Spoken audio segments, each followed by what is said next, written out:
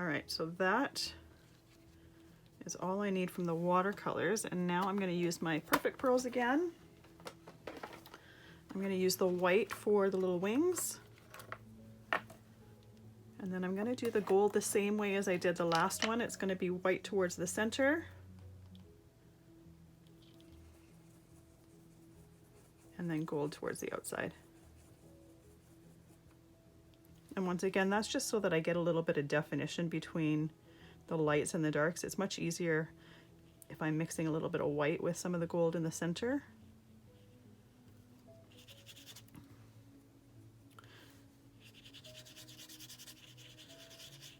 Put just a little bit of white in that center so it's wet. And now look at the, add a little bit of the gold.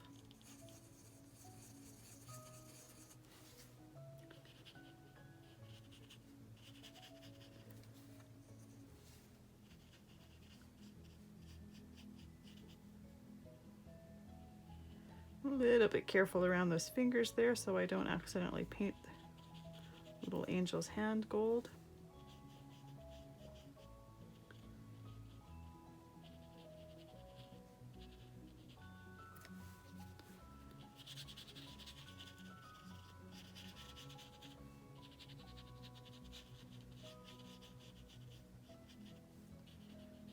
All right, there we go. We've got some nice lighter areas and some nice darker areas. I'm just going to pull some of that gold in with the white, just so that it looks a little bit more of a gold tone. I'm going to let those completely dry and let my image oh, 1 second, I just realized I forgot the top of the ornament there.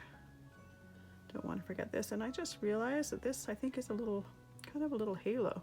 And I didn't do that with my sample, so I'm going to put that gold as well.